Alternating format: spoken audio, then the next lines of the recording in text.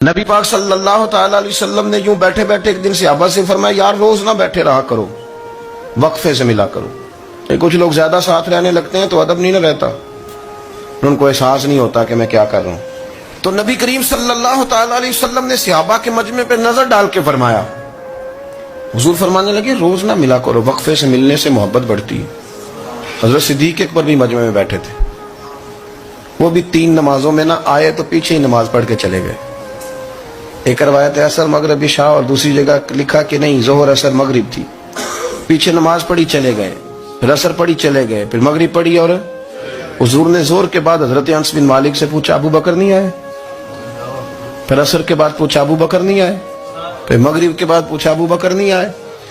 تو حضرت انس بن مالک کہتے ہیں میں بھی حیران تھا کہ وہ نماز تو پڑھ کے گئے ہیں، اور حضور کا طریقہ تھا کہ سلام پھیر کے پیچھے دیکھتے تھے، تو حضور نے دیکھ لیا، پھر بھی 3 دفعہ پوچھا کہ وہ آئے نہیں؟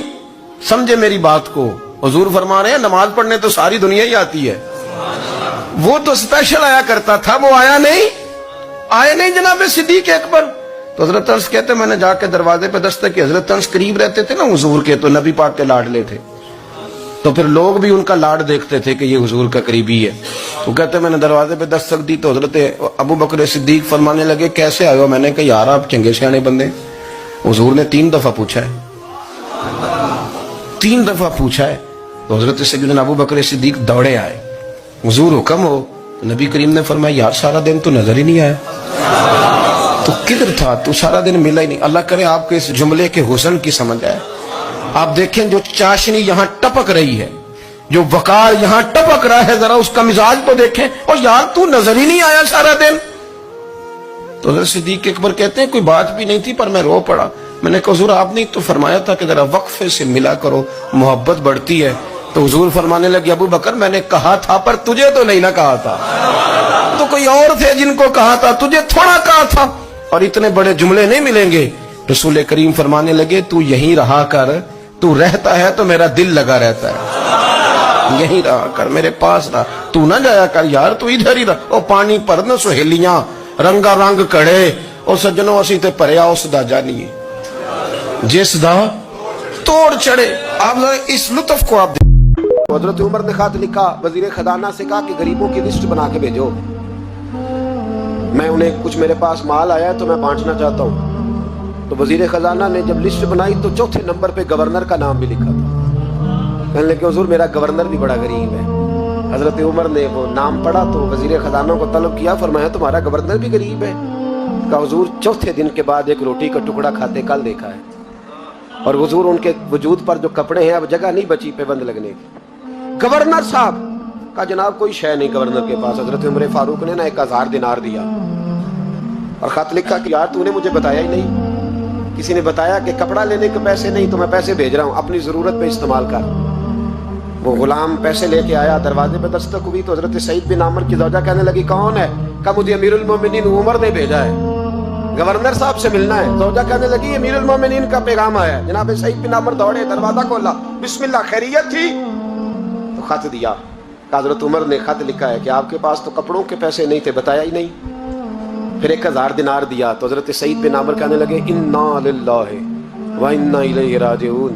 زوجہ کہنے لگی خیر تو ہے، امیر المومنین خیریت سے تو ہے، انا للہ پڑھ رہے ہو؟ فرمانے لگے اس سے بھی بڑی مصیبت آئی ہے، میرا راز میرے رب کے ساتھ تھا، میرا راز کھل گیا۔ کون ہے جس نے میرا راز کھولا ہے کہ میں غریب ہوں؟ کون ہے؟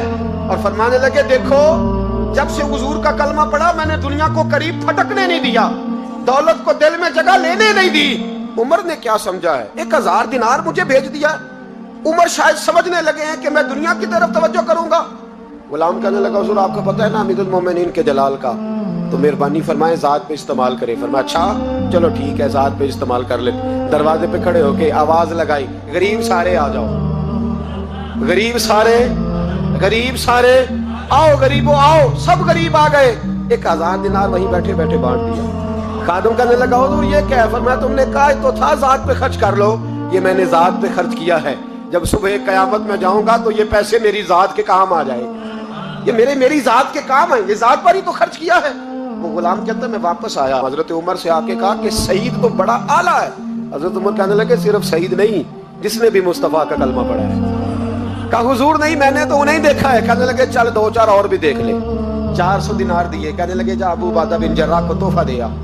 کہتے ہیں میں حضرت ابو عبیدہ بن جراح کے گھر گیا. میں نے کہا حضور یہ امیر المومنین نے آپ کو ذات کے لیے بھیجے. فرمانے لگے اللہ عمر پہ رحم کھائے, اس سے مجھ سے زیادہ ضرورت مند کوئی نہیں ملا تھا, مجھے ہی بھیج دیے. چلو بھیج دیے تو کوئی بات نہیں, سخت آدمی ہے, انکار کروں گا تو ناراض نہ ہو جائے.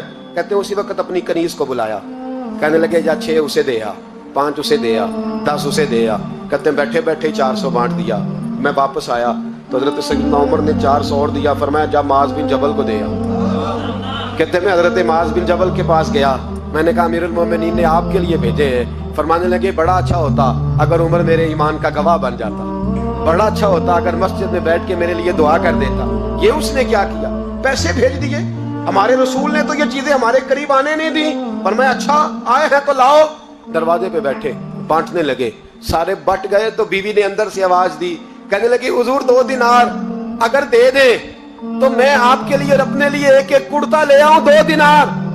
تو فرمانے لگے او بھلی مانس تو نے دیر کر دی, اب تو سارے بانٹ دیے, ذرا پہلے بتاتی تو دے دیتا. تو وہ غلام کہتے ہیں میں باہر کھڑا سن رہا تھا. بی بی کہنے لگی آپ کی مہربانی مجھے بہلائے نا, میں پہلے بھی کہتی تو آپ نے پھر بھی نہیں دینے تھے. مجھے پتا ہے مجھے بہلائے نا, آپ پہلے بھی کہتی تو آپ مجھے اور رنگ میں بہلا دیتے. وہ شخص کہتا ہے میں وہاں سے چلا حضرت عمر کے پاس آیا. کہنے لگے یہ کسی اور کو, میں نے ہاتھ باندھے. میں نے کہا حضور میں نے. اردشیر بادشاہ بڑا خوبصورت تھا, جوان تھا, بڑا عقل مند تھا. اس نے اس طرح کی قریب قریب کی ساری ریاستوں پہ قبضہ کر لیا. بڑا عقل مند زیرک تھا, قبضہ ہو گیا. ایک بادشاہ بڑا سخت تھا, اس کے ساتھ جب پنجہ آزمائی ہوئی تو اردشیر کہتا ہے اس پہ میرا قبضہ نہیں ہو رہا تھا. اور جب ہم نے ساری ریاستوں نے مل کے اس پر حملہ کیا تو ایک قلعے کے اندر قلعہ بند ہو گیا. اردشیر بڑا خوبصورت آدمی تھا, بڑا سمجھدار تھا.